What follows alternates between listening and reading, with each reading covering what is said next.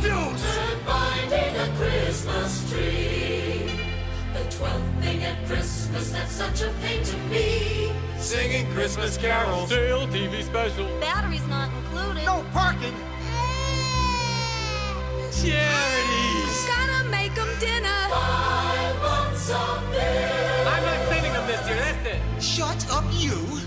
Fine, you're so smart, you ring up the lights! Now, I love Christmas, and all the stuff that goes with Christmas. But my favorite part of Christmas, decorations at least, is the bubble lights. And I like bubble lights. I'm crazy about bubble lights. So we put up tons of them. I want to put up enough bubble lights that you can hear the electric meter running. Good old energy-wasting bubble lights. The highlight of the... Wait a minute. What's this? Oh, man. Another one. Now what?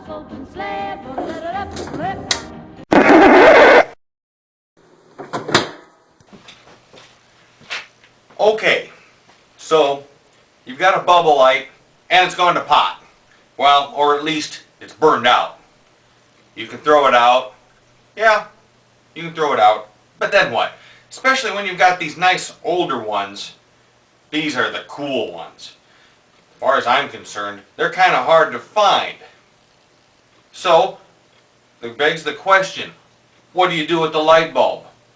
I'll tell you what you can do about the light bulb. You can replace it. It's not easy though. But with a little practice and maybe if you can gain a few pointers from some of my mistakes, you might be able to change them yourself. Okay, the bubble light itself, of course, has this ampule filled with methylene. And of course the light bulb inside the part that I call the nut here. The colored part, the colored shell that holds this ampule and the bulb together. They're in two halves, of course, the red half in this case and the yellow on the bottom. They're glued together, and the glue is pretty pernicious and difficult to deal with. There's really only one way to get to it, and that's to cut the thing open. Your best friend, the Dremel tool. But the first step before that. Well, your first step really should be to make sure that your bulb is really burned out and that you don't have a bad socket or something else going on. Test the bulb, make sure before you go through this extra step. Okay, it really helps to have a good ammeter, volt, ohm, milliamp meter, and I'll set mine just to beep for continuity. We want to check for continuity. Hear the beep, there's continuity. Alright, we're going to check from the side post to the tip. And no beep. No beep there. Okay, so we can pretty well rest assured that we have a bad bulb. Next step. The next step involves your good old Dremel tool. And the tip that I really like to use for this is the one that has the little cutter teeth on it. Looks something like this. Now this one's well worn and I admit should be replaced. A sharp tool cuts much better and safer than a dull one, but for the time being we'll have to use my old dull one here.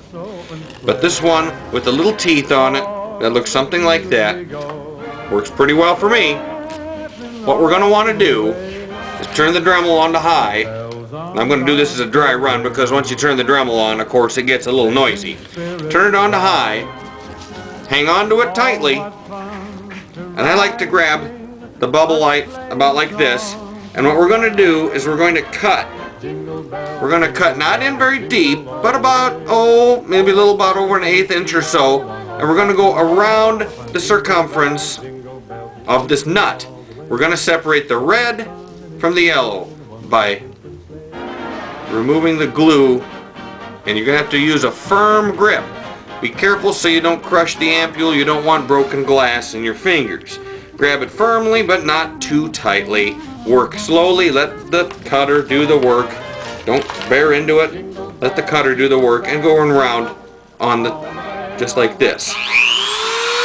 Christmas, Christmas time is near. Time for toys. A little bit as you go along. Crack. Hear it? Be gentle. Take your time. There we go. Voila! You've separated the ampule half of the nut from the light bulb half of the nut. Now, the next task is that the light bulb itself is also glued in with a high temperature epoxy inside the bottom half of the nut here. You can't see the epoxy from the threaded side. It's kind of hard to see it in here too, but it's there. How do we get that off? Back to the old Dremel tool. What we're going to do is we're going to take that Dremel and we're going to scribe very carefully with it about 1/8 inch around here. We're going to take off a little bit of the yellow part of this nut here. We're going to take it off all the way around very carefully, and usually that frees it up. Let's try.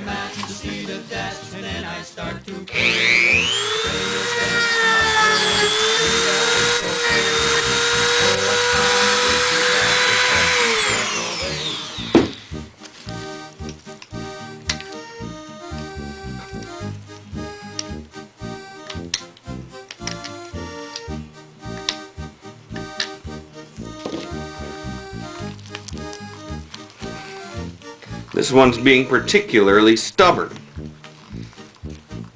Bouncing through the snowdrifts in a big blue cloud of smoke. There, you can hear it creaking and cracking there a little bit. Back and forth, slowly, slowly, round and round, and eventually it'll give up. Rust and smoke, the heaters broke, the door just blew away. I light a match to see the dash, and then I start to pray. The frame is bent, the muffler went, the radio it's okay.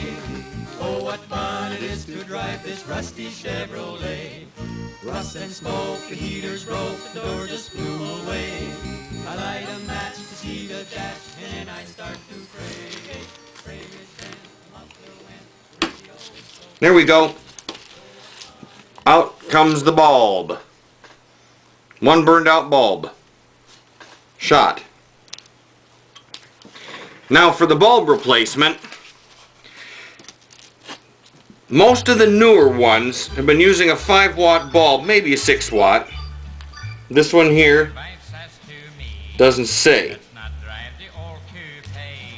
The old ones, the good old ones, would have a 7-watt bulb. A little bit hotter. But it would bubble a lot better too. I like to use these Westinghouse 6-watt bulbs to replace them with. This is a Westinghouse. It's a number 04025. This is an indicator light. It has your standard candelabra base threads on it. 6 watts. You can use 7. In my opinion, 5 doesn't make it bubble very well. Let's use the 6-watt bulb. Sometimes, if the hole that you made in the bottom of the nut is small enough, you can just push it through and it'll stay fine without glue. Other times, such as this, when it's a stubborn one, the hole that you've cut winds up being substantially bigger than what you'd really ideally like.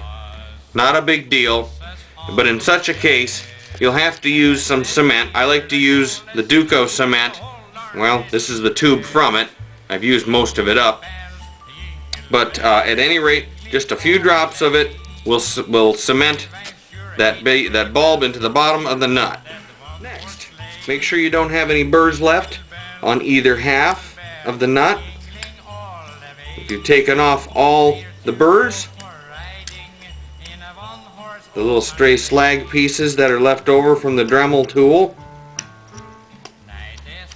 and I think we've got most of them. A little Duco cement here too. Not a lot. If you want to replace them next time around, you don't want to have to cut through a whole ton of it like we just had to. I think they're kind of overkill from the factory myself. And I'm just going to apply a little around the perimeter. Push it together. And last but not least, put it in an upright position like this and let it dry for a while. Overnight's great. And then you're ready to go.